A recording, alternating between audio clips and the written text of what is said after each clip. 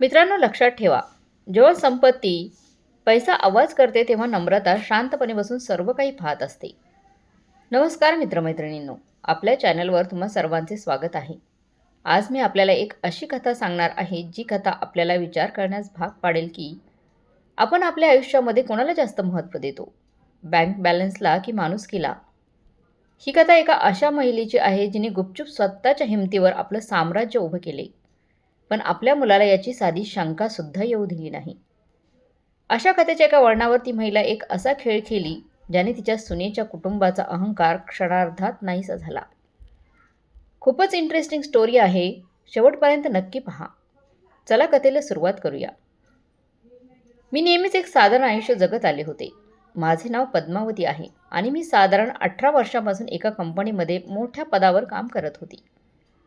ही गोष्ट ऐकून कदाचित तुम्हाला आश्चर्य वाटेल की मी प्रत्येक महिन्याला 1,00,000 रुपये कमवत होते. ही रक्कम त्या काळात खूप मोठी रक्कम समजली जायची, पण माझा मुलगा अजितला याबद्दल काहीच माहीत नव्हते. अजितसाठी तर मी एक साधारण महिला होते, जी सकाळी कामाला जायची आणि संध्याकाळी थकून भागून परत घरी यायची आणि स्वयंपाकघरात जाऊन जे काही असेल त्यापासून जेवण बनवायची. म्हणजेच एक साधारण नोकरी करणारी महिला यापेक्षा जास्त कोणी नाही.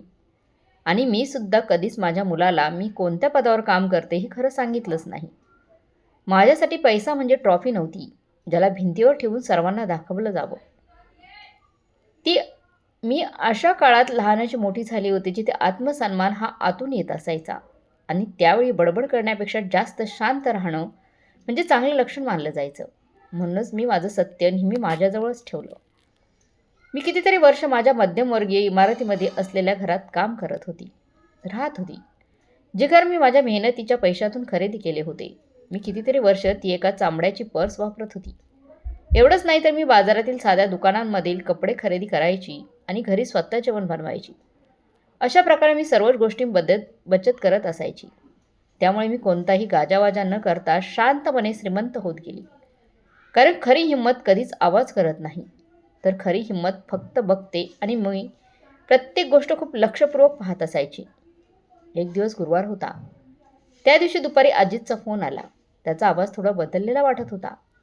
त्याच्या आवाजात अशी भीती होती जणू काही लहानपणी कोणतीतरी चूक केल्यानंतर त्याच्या आवाजामध्ये जी भीती असायची त्या प्रकारचा त्याचा आवाज होता. तो घाबरलेल्या स्वरात म्हणाला की त्याची बायको प्रियांकाचे आई बाबा परदेशातून आले आहेत आणि त्यांना मला भेटायचे. त्यासाठी ते लोकांनी रविवारी शहरातील सर्वात महागड्या हॉटेलमध्ये डिनरचं आयोजन केलं आहे आणि ते लोक तिथेच मला भेटतील, म्हणून मला त्या ठिकाणी जायचं आहे. माझ्या मुलाच्या आवाजामध्ये एक वेगळ्याच प्रकारचा दबाव होता. यावरून ही गोष्ट स्पष्ट होत होती की हे एका मुलाचे आमंत्रण नव्हते, तर एक प्रकारची विनंती होती की आई, तिथे जाऊन मला लाज वाटेल अशी कोणती कृती तू करू नकोस. तेव्हा मी माझ्या मुलाला हळूच विचारले की त्यांना माझ्याविषयी काहीच माहीत आहे का? अजित काही क्षण शांत राहिला आणि म्हणाला, आई, मी एवढंच सांगितलं आहे की तू एका कंपनीमध्ये काम करतेस, एकटीच राहतेस आणि तू एक साधारण महिला आहेस. यापेक्षा जास्त कोणी नाही. साधारण हा फक्त एक शब्द जणू माझे संपूर्ण आयुष्य याच लहान विशेषणामध्ये सामावले होते. जणू मीच एक समस्या आहे आणि त्यासाठी त्याला माफी मागावी लागत होती. मी दीर्घ श्वास घेतला आणि म्हणाले, मी नक्कीच येईन बाळा. मी माझ्या जुन्या पण आरामदायक ड्रायव्हिंग रूममध्ये पोहोचली. फर्निचर जुने होते. भिंतीवर कोणतीही महागडी कलाकृती नव्हती. एक छोटासा जुना टीव्ही होता. कोणाला प्रभावित करेल असे काहीही नव्हतं. पण त्या क्षणी मी ठरवले, जर माझ्या मुलाला वाटत असेल की मी एक गरीब महिला आहे आणि जर माझ्या सुनेचे आईवडील मला याच दृष्टिकोनातून तोलण्यासाठी तयार असतील, तर मी त्यांना तेच देईन ज्याची ते अपेक्षा करत असतील. त्या क्षणी मी ठरवले की एक तुटलेली साधी भोळी गरीब आई असल्याची बतावणी करेल. कारण जे लोक संपत्तीने दुसऱ्यांचे मापन करतात ते खरेच कसे दिसतात हे मला माझ्या डोळ्यांनी बघायचे होते. रविवारचा दिवस होता. मी माझी सर्वात वाईट साडी बाहेर काढली. एक हलक्या राखाडी रंगाची चुरलेली सुती साडी आणि मी जुने खूप वेळा घातलेले बूट घातले. कोणताही दागिना नाही, अगदी घड्याळही नाही. मग मी माझी फिकी पडलेली कापडी पिशवी उचलली, केसांचा एक विस्कटलेला आंबाडा बांधला आणि आरशात पाहिलं. मी एक अशी स्त्री दिसत होती जिच्यावर आयुष्यात खूप संकटे आली आहेत आणि ती कसं तरी आयुष्य जगत आहे. मी एक रिक्षा पकडली आणि त्या रिक्षावाल्याला पत्ता सांगितला. शहराच्या सर्वात पॉश भागातील एक अत्यंत महागडं हॉटेल, जिथे मेनू कार्डमधील किमती लिहिलेल्या नसायच्या आणि जिथे एका प्लेटचा खर्च एका सामान्य व्यक्तीच्या एका महिन्याच्या पगारापेक्षाही जास्त होत असेल. हॉटेलच्या दारावर पोहोचून मी दीर्घ श्वास घेतला. अजित आणि प्रिया एका लांब टेबलाजवळ उभे होते. अजितने सूट घातला होता आणि तो खूप अस्वस्थ दिसत होता. तर माझी सून प्रिया नेहमीप्रमाणे खूपच सुंदर दिसत होती, क्रीम रंगाच्या ड्रेसमध्ये. पण ती दरवाजाकडे तणावपूर्व नजरेने बघत होती, जणू तिला लाज वाटत होती. नंतर माझी नजर प्रियाच्या आईवडिलांवर पडली. ते राजा महाराजांप्रमाणे एका टेबलासमोर बसले होते. प्रियाची आई सुषमा गाडगे यांनी जरीची चमकदार हिरवी साडी परिधान केली होती. गळ्यावर, मनगटावर आणि बोटांवर हिरे आणि सोने होते. तर प्रियाचे बाबा दिनेश गाडगे एका नीटनेटक्या सूटमध्ये होते. हातात एक मोठं महागडं सोन्याचे कंगन किंवा घड्याळ. दोघे जणू एखाद्या आलिशान महालातून डिनर करण्यासाठी आल्यासारखे वाटत होते. मी घाबरत घाबरत हळूवार पावले टाकत पुढे सरकली, जणू मी त्या ठिकाणची नव्हतीच. अजितने मला पाहिलं आणि त्याचा चेहरा पांढरा फटक पडला. त्याचे डोळे मोठे झाले. आई, तू येणार म्हणाली होतीस त्याप्रमाणे आलीस. त्याच्या आवाजात एक विचित्र अस्वस्थता होती. मी हलके स्मित हास्य दिले. हो बाळा, मी आली आहे. तेव्हाच प्रियाने माझ्या गालावर एक चुंबन दिलं आणि म्हणाली, नमस्ते सासूबाई, तुम्हाला बघून छान वाटलं. पण तिच्या डोळ्यातील भावना तिच्या शब्दांच्या अगदी उलट दिसत होत्या. तिने तिच्या आई वडिलांशी माझी ओळख एका विचित्र, जवळजवळ माफी मागणाऱ्या पद्धतीने करून दिली. पप्पा, मम्मी ही अजितची आई आहे. तेव्हा प्रियाची आई सुषमा गाडगेने मला वरपासून खालपर्यंत निरखून पाहिलं आणि त्या क्षणी मला त्यांच्या डोळ्यात सगळं दिसलं. तिरस्कार, निराशा अगदी स्पष्टपणे दिसत होती की त्यांना माझा पोशाख, माझे जुने बूट, माझी झोळी बघून किती घृणा वाटत होती. तरी मजबुरी म्हणून त्यांनी एक हळूवार निर्जीव हात माझ्या दिशेने पुढे केला आणि एक शिष्टाचार म्हणून म्हणाल्या, भेटून खूप आनंद झाला. दिनेश गाडगेने त्याचप्रमाणे खोटं हास्य चेहऱ्यावर आणून हात मिळवला. त्यानंतर मला त्या खूप मोठ्या हॉटेलच्या शेवटच्या कोपऱ्यात बसवलं गेलं, सर्वात दूरच्या खुर्चीवर, जणू मी दुसऱ्या दर्जाची पाहुणी आहे. कोणीही माझी खुर्ची सरकवायला देखील माझी मदत केली नाही. ना कोणी विचारलं की मी कम्फर्टेबल, आरामदायक आहे की नाही. वेटर मेनू कार्ड घेऊन आला. जे मेनू कार्ड इंग्रजी भाषेत लिहिलेलं होतं. मी मेनू कार्ड उघडलं आणि मला काही समजत नसल्याचं नाटक केलं. तेव्हा सुषमा गाडगेने उभासाने विचारलं, तुम्हाला मेनू कार्ड समजून सांगण्यासाठी माझी मदत पाहिजे का? मी माझा आवाज शक्य तितका दाबला आणि भोळा ठेवला. हो, मला या शब्दांचा अर्थ कळत नाही आहे. त्याने एक दीर्घ श्वास सोडला आणि माझ्यासाठी काहीतरी ऑर्डर केलं. त्यांनी वेटरला सांगितलं, काहीतरी साधं आणि असं जे जास्त महाग नसेल. आम्हाला ह्यांच्यासाठी जास्त पैसे खर्च करायचे नाहीत, असे प्रियाची आई त्या वेटरला इंग्रजीमध्ये म्हणाली. का तर मला समजायला नको म्हणून, पण मला मात्र सगळं समजलं. तेव्हा दिनेश गाडगेने मान डोलावली, पण अजितने आपली नजर खाली केली आणि प्रिया आपल्या नॅपकिनशी खेळू लागली. मी फक्त बघत राहिली. मग प्रियाच्या आईने बोलायला सुरुवात केली. त्यांनी त्यांच्या विदेशवारीबद्दल, विमानातील थकव्याबद्दल आणि इथं सगळं कसं किती वेगळं आहे याबद्दल सांगितलं. मग हळूच त्यांनी पैशांची गोष्ट सुरू केली. त्यांनी सांगितलं की ज्या हॉटेलमध्ये थांबले आहे तिथले भाडं 40,000 रुपये प्रतिदिवस आहे.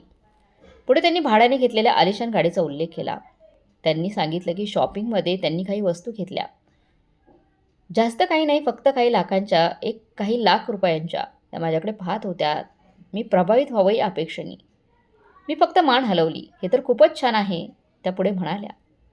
हे बघा पद्मावती ताई, आम्ही नेहमी पैशांच्या बाबतीत खूप सावध असतो. आम्ही खूप मेहनत केली, चांगली गुंतवणूक केली. त्यामुळे आता आमची 2 पैशांमध्ये प्रॉपर्टी आहे, 2 देशांमध्ये प्रॉपर्टी आहे. दिनेशचे मोठमोठे व्यवसाय आहेत आणि मी माझ्या गुंतवणूकदारांची देखरेख करते. मग प्रियाच्या आई हसतच मला विचारलं, आणि तुम्ही नेमकं काय करता? मी मान खाली झुकून उत्तर दिलं, मी एका ऑफिसमध्ये काम करते. कागदपत्र, फायलिंग, साध्या गोष्टी. सुषमा गाडगे दिनेशकडे पाहत म्हणाली, ओ, मी समजले, प्रशासकीय काम. हेही ठीक आहे, प्रामाणिक काम आहे. शेवटी सगळ्या नोकऱ्या आदरणीय असतातच, नाही का? निश्चितच, मी उत्तर दिलं. तेवढ्यात जेवण आलं. मोठ्या प्लेट्समध्ये लहान लहान कलाकृतीसारखी सजवलेले खाद्यपदार्थ होते. सुषमा गाडगेने काळजीपूर्वक आपली प्लेट स्वतःजवळ घेतली आणि म्हणाली, ही 7,000 रुपयांची एक प्लेट आहे. पण याची किंमत एवढी जास्त का आहे? तर चांगल्या गुणवत्तेसाठी पैसे द्यावेच लागतात. कुणी काहीही खाऊ शकत नाही, बरोबर ना? मी मान हलवली. नक्कीच. तुम्ही बरोबर बोलत आहात. अजितने विषय बदलण्याचा प्रयत्न केला. पण प्रियाच्या आईने त्याला मध्येच टोकलं. बाळा, तुझी आई एकटी राहते का? अजितने मान हलवली. हो, ती एका लहानशा अपार्टमेंटमध्ये राहते. प्रियाच्या आईने बनावटी दाखवली. ओ हो, हे कठीण जात असेल ना? या वयात एकटं राहणं, जास्त आधार नसणं आणि तुमचा पगार सगळं कसं सांभाळत आहोत हे सगळं? तेव्हाच मला जाणवले की सापळा आवळला जात आहे. मी हळूच उत्तर दिलं, हो, माझं पोट भरत असताना जिथे पैसे वाचवता येतात तिथे मी वाचवते. माझ्या जास्त गरजा नाहीत. प्रियाच्या आईने नाट्यमय पद्धतीने आभार मानले. पद्मावती ताई, तुम्ही किती बहादूर आहात ना? मी खरंच त्या महिलांची प्रशंसा करते ज्या एकट्या संघर्ष करतात. अर्थात प्रत्येक आईला वाटतं की तिने आपल्या मुलांना चांगलं आयुष्य द्यावं. पण ठीक आहे, प्रत्येकजण तेवढं देऊ शकतो जेवढं तो देऊ शकतो. हा एक थेट पण जीवघेणा हल्ला होता. त्या मला सांगत होत्या की मी अजितसाठी पुरेशी नव्हती. मी त्यांना तो हक्कदार असलेलं आयुष्य दिलं नाही. का तर मी गरीब, अपूर्ण आई होती. अजितने टेबलाखाली मुठ्या आवळल्या होत्या. प्रियाच्या आईने आपलं बोलणं पुढे सुरूच ठेवलं. आम्ही नेहमी लक्ष दिलं की प्रियाला सगळ्यात सर्वोत्तम मिळेल. ती सर्वोत्तम शाळांमध्ये गेली, जग फिरली, 4 भाषा शिकली. आता ती एक शानदार नोकरी करत आहे आणि ती खूप चांगले पैसे कमवते. जेव्हा तिचं फक्त लग्न अजितशी झालं तेव्हा आम्ही त्यांना खूप मदत केली. आम्ही त्यांना घराच्या डाऊन पेमेंटसाठी पैसे दिले. आम्ही त्यांच्या हनुमानचा खर्च उचलला. कारण आम्ही तसेच आहोत. आम्ही आमच्या मुलांना समर्थन देण्यावर विश्वास ठेवतो. मग त्यांनी माझ्याकडे पाहिलं आणि विचारलं, आणि तुम्ही अजितला काही मदत केलीत का? त्यांच्या लग्नाच्या वेळी वगैरे?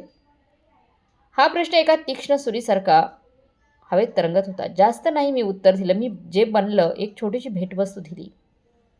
माझ्या अशा बोलण्यावर प्रियाची आई हसली. तेव्हा माझा राग उफाळून आला आणि मी म्हणाली, प्रत्येक लहान गोष्ट देखील महत्त्वाची असते, नाही का? रक्कम नाही तर भावनाही तेवढीच महत्त्वाची आहे. मला राग आला होता, पण तो स्फोटक नव्हता. तो बर्फाखाली वाहणाऱ्या नदीसारखा थंड आणि नियंत्रित होता. मी माझे दडलेले स्मित हास्य कायम ठेवले आणि प्रियाच्या आईला बोलू दिलं. त्या जितकं जास्त बोलत गेल्या तितकं त्या स्वतःला उघड करत होत्या. मग प्रियाच्या आईने महागड्या रेड वाईनचा घोट घेतला. ही वाईन फ्रान्सच्या खास भागातली आहे. एका बाटलीची किंमत जवळपास 15,000 रुपये आहे. पण जेव्हा तुम्हाला गुणवत्ता माहीत असते तेव्हा तुम्ही कंजूसी करत नाही, बरोबर ना? तर मी उत्तर दिलं, मी वाईन फक्त खास प्रसंगीच पिते आणि सहसा सर्वात स्वस्तवाली. मला या सगळ्या गोष्टींची जास्त समजत नाही. तेव्हा त्यांनी माझ्यावर दया दाखवत स्मित हास्य केलं. काही हरकत नाही. प्रत्येकाची प्रशिक्षित चव नसते. ती अनुभवाने, प्रवासातून, शिक्षणातून येते. डेझर्ट आलं. कलाकृतीसारख्या दिसणाऱ्या लहान सहान गोष्टी. प्रियाच्या आईने सर्वात महाग डेझर्ट ऑर्डर केलं होतं. हा 2,000 रुपयांचा एक तुकडा आहे, त्या म्हणाल्या. यावर खाण्यायोग्य सोनं लावलं आहे. बघा, हे छोटे सोनेरी कण. ही खासियत फक्त सर्वोत्तम हॉटेल्सच देतात. थोड्या वेळाने प्रियाची आई गंभीर होऊन म्हणाली, पद्मावती ताई, आता आपण सर्वजण इथे आहोत, त्यामुळे मला असे वाटते की आपण एक कुटुंब म्हणून काहीतरी बोललं पाहिजे. अजित तणावात आला. मला नाही वाटत ही योग्य वेळ आहे. प्रियाच्या आईने हात वर केला. मला माझे बोलणे पूर्ण करू द्या. बाळा, हे आवश्यक आहे. त्यांनी माझ्याकडे पाहिलं. पद्मावती ताई, मला समजते की अजितला वाढवण्यासाठी तुम्ही तुमच्या बाजूने पूर्ण प्रयत्न केलेत. मी खरोखरच त्या गोष्टीसाठी तुमचा आदर करते. पण अजित आता त्याच्या आयुष्याच्या एका वेगळ्या टप्प्यावर आला आहे. त्याचं लग्न झालं आहे, त्याला जबाबदाऱ्या आहेत आणि प्रिया व तो स्थैर्यासाठी पात्र आहेत. स्थैर्य? मी हळूच विचारले. हो. त्यांनी उत्तर दिले, आर्थिक आणि भावनिक स्थैर्य. आम्ही त्याला खूप मदत केली आहे आणि करतही राहू. पण अजितवर अनावश्यक भार पाडू नये असे आम्हाला वाटते. त्यांचा स्वर स्पष्ट होता. त्या मला भार म्हणत होत्या. त्यांच्या मुलीच्या नवऱ्याच्या आईला त्या भार समजत होत्या. मी पुनरावृत्ती केली. प्रियाची आई सुस्कारा टाकत म्हणाली, मला कठोर व्हायचे नाहीये, पण तुमच्या वयात मर्यादित पगारासह एकटं राहणं हे स्वाभाविक आहे आणि अजितला तुमची काळजी वाटते. त्याला वाटेल की त्याला तुमची काळजी घ्यावी लागेल. हे ठीक आहे, तो एक चांगला मुलगा आहे. पण ही काळजी त्याच्या वैवाहिक जीवनावर परिणाम करू नये असं आम्हाला वाटते. तुम्हाला माझं म्हणणं समजत आहे का? मी उत्तर दिले हो. म्हणूनच त्यांनी पुढे सांगितले, मी आणि दिनेशने काहीतरी विचार केला आहे. त्यांनी नाट्यमय विराम घेतला. आम्ही तुम्हाला आर्थिक मदत करू शकतो. तुम्हाला एक छोटासा मासिक भत्ता देऊ शकतो, ज्यामुळे तुम्ही आर्थिक आरामात राहू शकाल आणि अजितला एवढी चिंता करावी लागणार नाही. अर्थात तो अगदी माफक असेल. आम्ही काही चमत्कार करू शकत नाही, पण तो एक आधार असेल. आणि मग त्यांनी त्यांचा खरा प्रस्ताव मांडला आणि त्या बदल्यात आम्हाला फक्त एवढंच हवे की तुम्ही अजित आणि प्रियाच्या जागेचा आदर करा. त्यांना जास्त शोधू नका, त्यांना दबावात आणू नका. त्याने कोणत्याही हस्तक्षेपाशिवाय त्यांचं जीवन जगण्याचे स्वातंत्र्य द्या. याचा अर्थ ही दानाच्या वेशातील लाच होती. त्यांना मला विकत घ्यायचं होतं.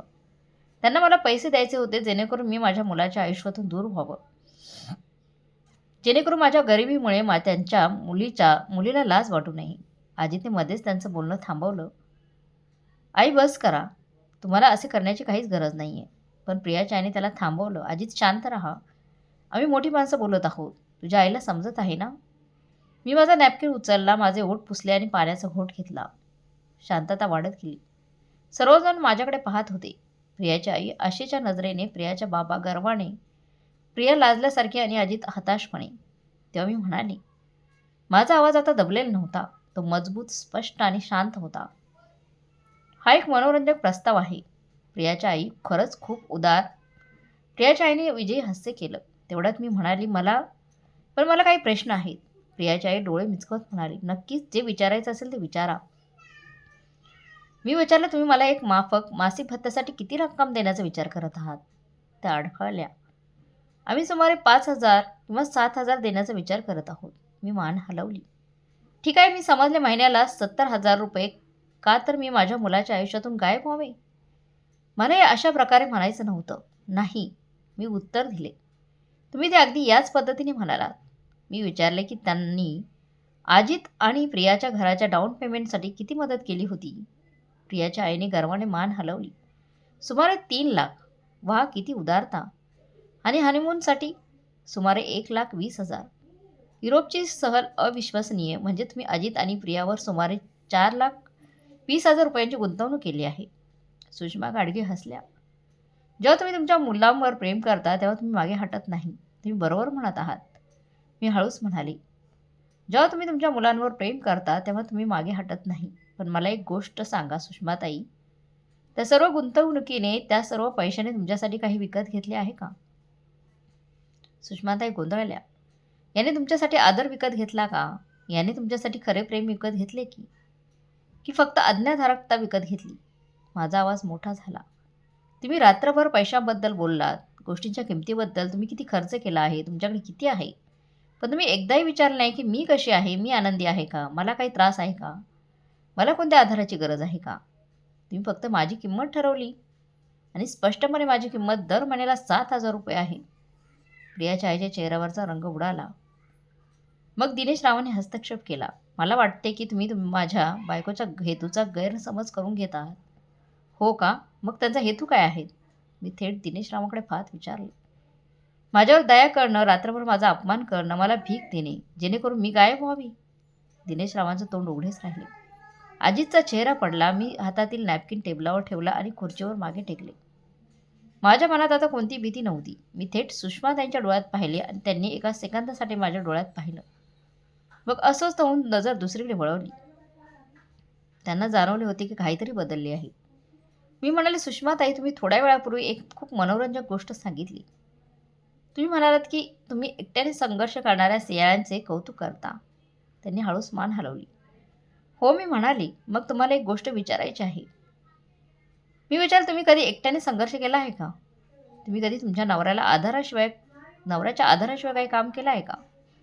तुम्ही कधी तुमच्या कुटुंबाच्या पैशांशिवाय स्वतःच्या हाताने काही निर्णय केला आहे का? सुषमाताई अडखळल्या. माझी स्वतःची कामे आहेत. कशी काय? मी खऱ्या उत्सुकतेने विचारले. सांगा. सुषमाताईने स्वतःच्या केसांना हात फिरवला. मी आमच्या गुंतवणूकदारांचे व्यवस्थापन करते. मी मालमत्तेची देखरेख करते. मी आमच्या व्यवसायात आवश्यक निर्णय घेते. मी मान हलवली. तुमच्या नवऱ्याने जो व्यवसाय उभा केला जी मालमत्ता तुम्ही एकत्रित विकत घेतली, जी गुंतवणूक त्यांनी केली आहे ना, मी चुकीचे आहे का? दिनेशराव चिडले. हे बरोबर नाही आहे. माझी बायको देखील मी करतो तितकीच मेहनत करते. मी यावर शंका घेत नाही. मी शांतपणे उत्तर दिलं. पण आधीपासून असलेल्या पैशाचे व्यवस्थापन करणं आणि त्याला जमिनीतून निर्माण करणं यात फरक असतो. वारसा मिळालेल्या साम्राज्याची देखरेख करणे आणि त्याला वीट जोडून तयार करणं यात फरक असतो. तुम्हाला नाही वाटत? तुम्ही कुठे जात आहात हे मला समजत नाहीये. सुषमाताई ओठ दाबत म्हणाल्या. मी सांगते, मी म्हणाले 40 वर्षांपूर्वी मी 23 वर्षांची होते. मी एका छोट्या कंपनीत सेक्रेटरी होते.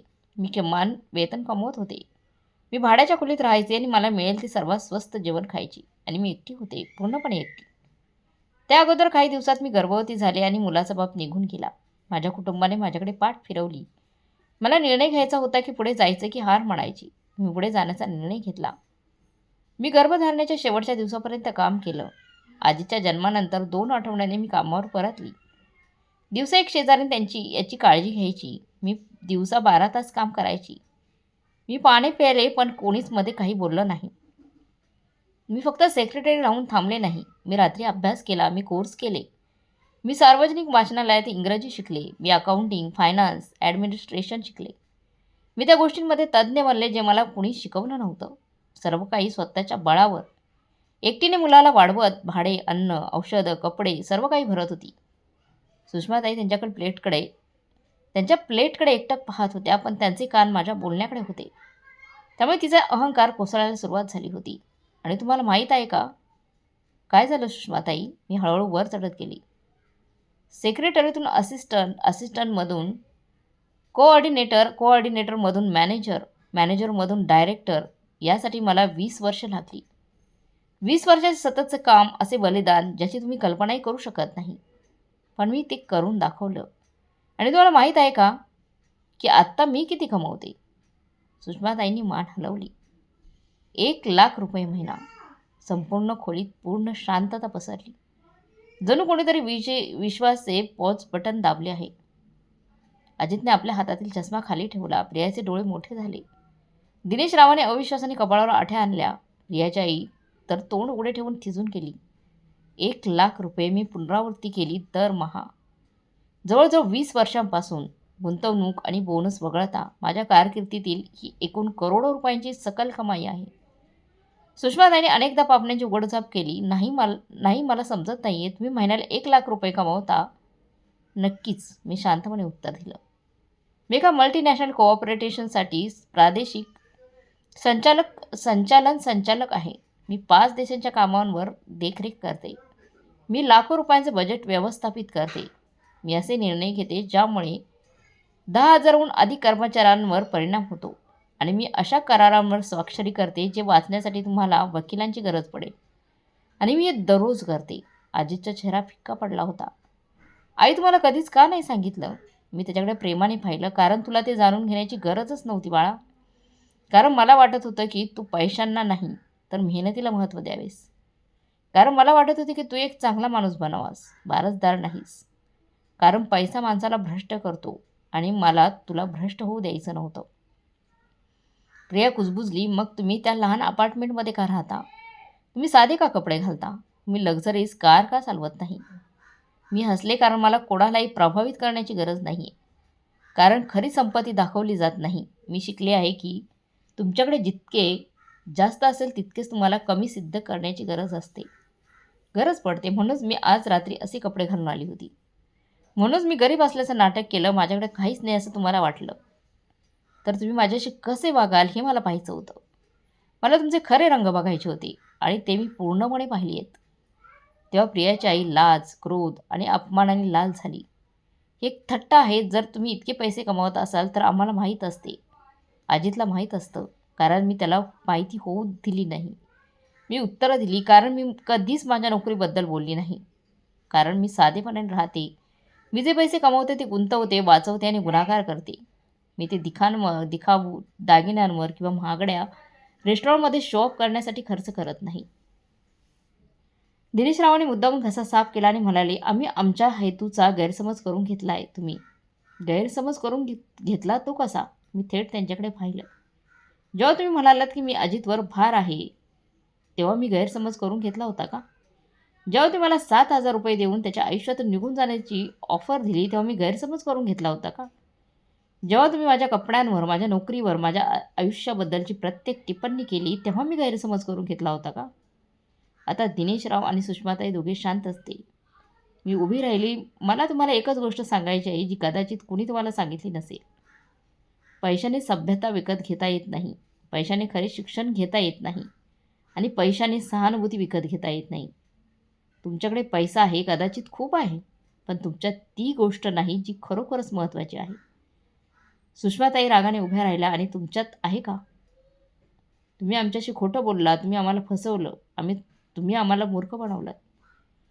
मी तुम्हाला मूर्ख बनवलं नाही. मी शांत स्वरात उत्तर दिलं. ते काम तुम्ही स्वतः केलं. मी फक्त तुम्हाला तुम्ही कोण आहात हे दाखवण्याची संधी दिली आणि तुम्ही ते उत्कृष्टपणे केलं. प्रियाच्या डोळ्यात पाणी होते. सासूबाई, मला माहीत नव्हतं. मला माहीत आहे की तुला माझ्या पैशांबद्दल माहीत नव्हते. पण तुला माहीत होते की तुझे आईवडील कसे आहेत.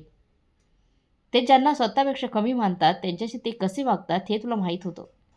पण तू ते त्यांना थांबवण्यासाठी काही केलं नाहीस. मी अजितकडे पाहिलं. अजित, कृपया मला शांत राहण्याची गरज नाही आहे.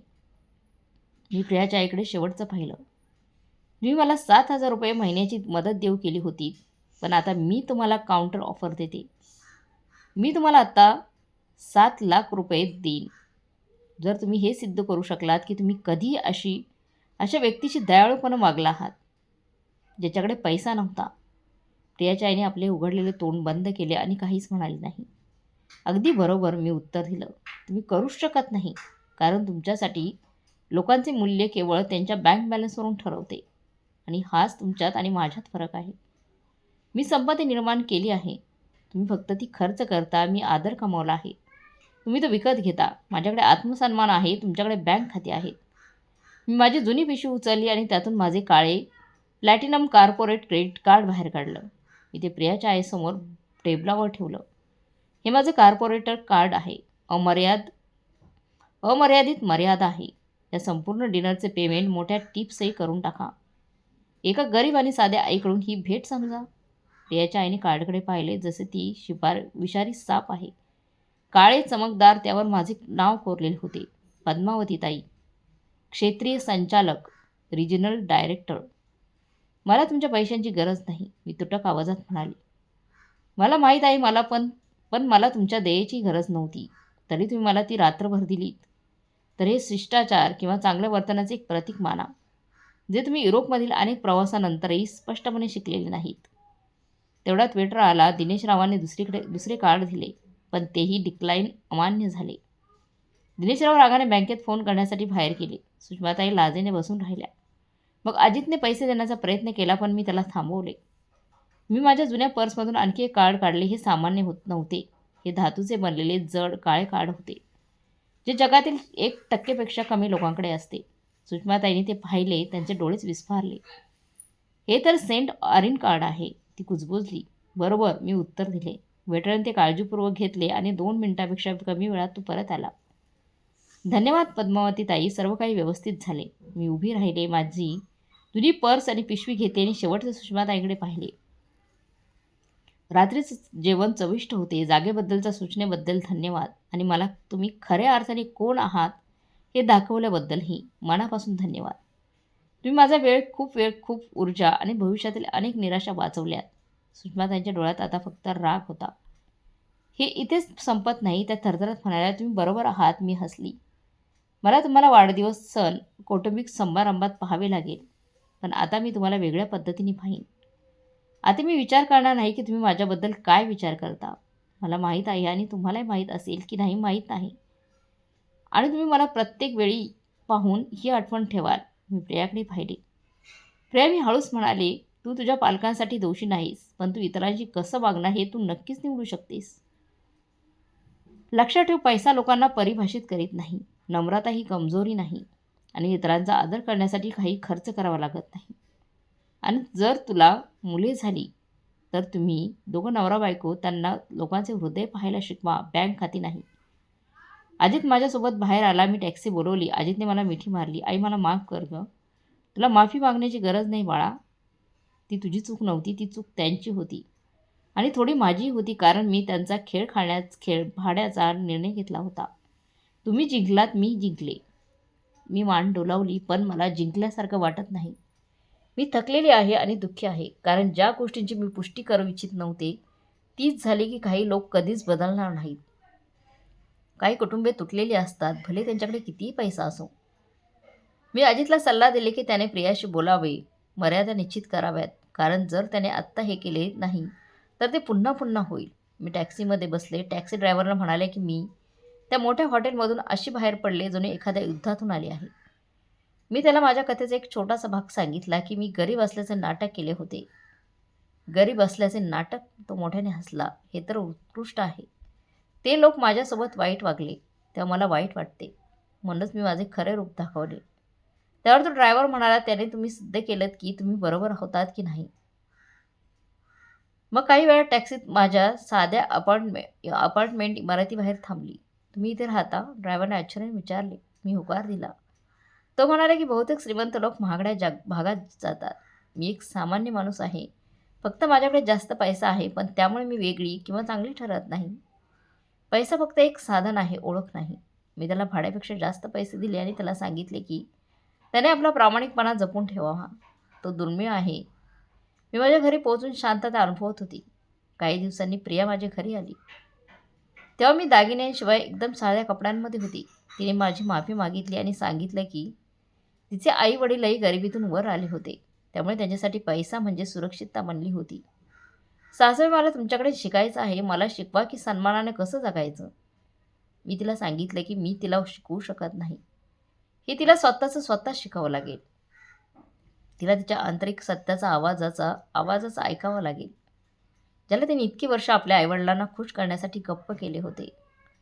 ती निघून गेल्यावर मी माझ्या साध्या घरात बसून सूर्यास्त पाहिला. मला जाणवले की खरी दौलत ही नाही की तुमच्याकडे किती पैसा आहे, तर तुम्ही तुमच्याकडे असलेल्या गोष्टींचा किती आनंद घेता. तुम्हाला किती शांतता अनुभवते आणि तुम्ही स्वतःवर किती गर्व करू शकता.